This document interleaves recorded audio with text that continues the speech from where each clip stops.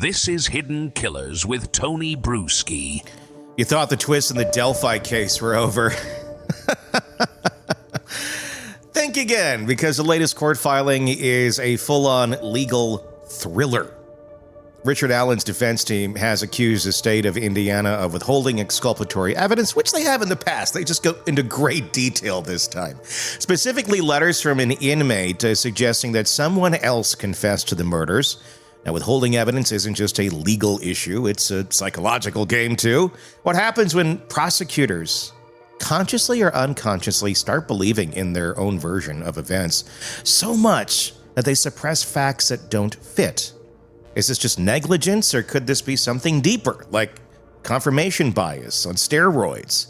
Joining us today is psychotherapist and author Shavaun Scott, an expert in this area, to help us unpack this from a psychological angle. Shavaun, when we see a pattern of behavior here, of withholding evidence in cases like this, which we've seen a lot in this case, is it always about winning at all costs? Is there something more insidious happening in the mind of someone involved? And I'm not specifically trying to single out McClelland or anybody in this. I'm just kind of talking more broadly. When you're on that one side of a case and you got to see it out, your job is to prosecute this. How easy do you think it is for prosecutors to get into that, blindsidedness and just completely ignore facts that are potentially exculpatory for a defendant? Wouldn't this be a good research study if somebody could figure out how to do it? How often does that happen? Because we've seen in other cases that it does happen, that whether it's conscious or simply confirmation bias, where they believe a story and then evidence be damned, that comes up to contradict it. There does seem to be a mindset of winning, regardless of what facts may say. And, we've seen it over and over again in different cases all over the country, and it's really disturbing.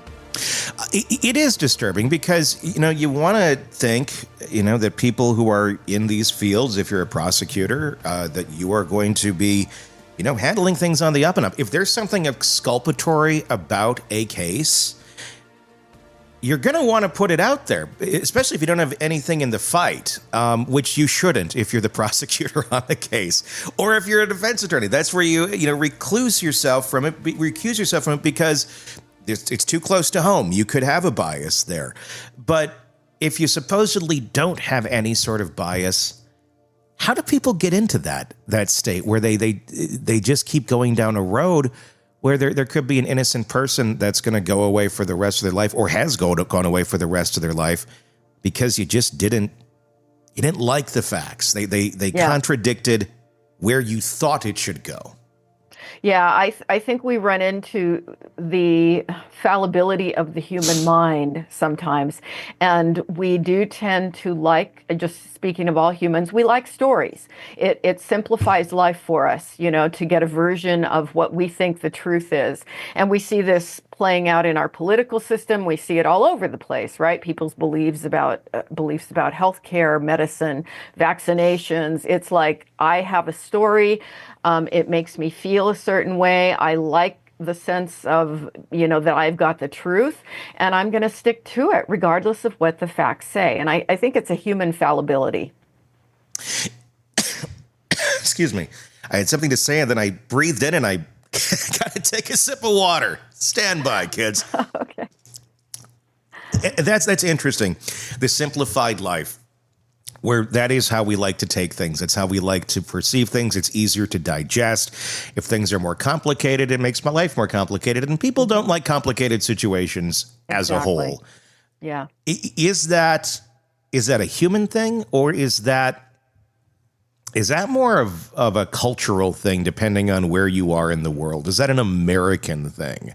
Or is that something that we see in other areas as well, as strong as we do here, this desire for oversimplification, but it's more so a desire for the idea of things being oversimplified, even when they truly are not? Yeah, it's comforting. I think it's a human thing. I think we're kind of wired that way. Our brain lets us take shortcuts that makes life in many ways, at many times, more efficient. But unfortunately, it's not always based in reality. And that's when we see problems. But I think it's just part of the human mind to do it that way. Have a simple narrative, have a shortcut, and even when there are contradictory facts, oh, well, I just don't see that. What happens, though, in a community like Delphi here? And I know this sort of stuff happens, all over the country. This Delphi is the one we're talking about. When the public sees repeated instances of withheld evidence, if you're paying attention to the case, you'll find that because it's there. It's not like it's up for debate.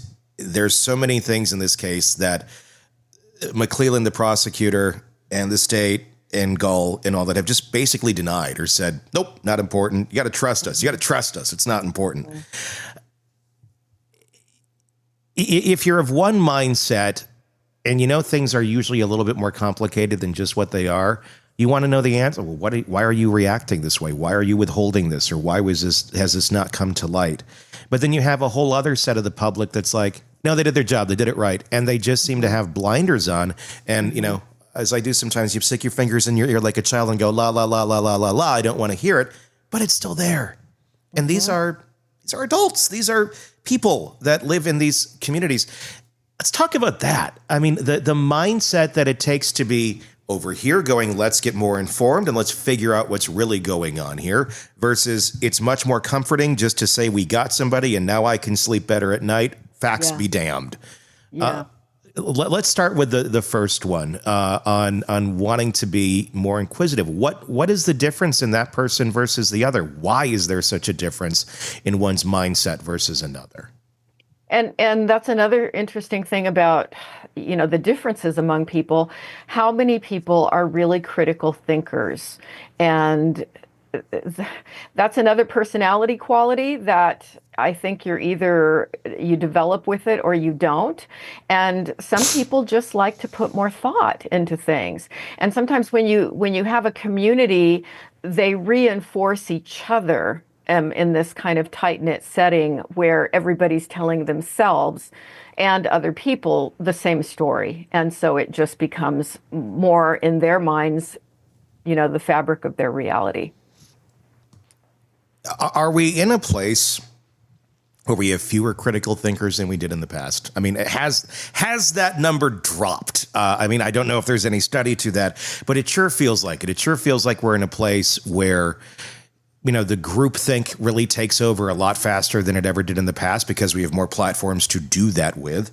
And it just seems like it's a lot quicker to go down a road and people convince themselves that they are critical thinkers when they're really not thinking of anything critically at all. Yeah, they don't know what they don't know. Yeah. And they don't see their own blind spots. And I do think that, the way we can choose the media we consume at this point, whether it's on the internet or however else we connect with people, it tends to be reinforcing. So, when what we click on in the news is what we get more of, and people then get the same story, it reinforces it. They're around other people who believe the same way.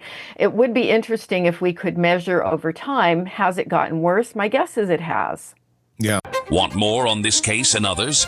Then press subscribe now and don't miss a moment of true crime coverage from Tony Bruschi and the Hidden Killers podcast.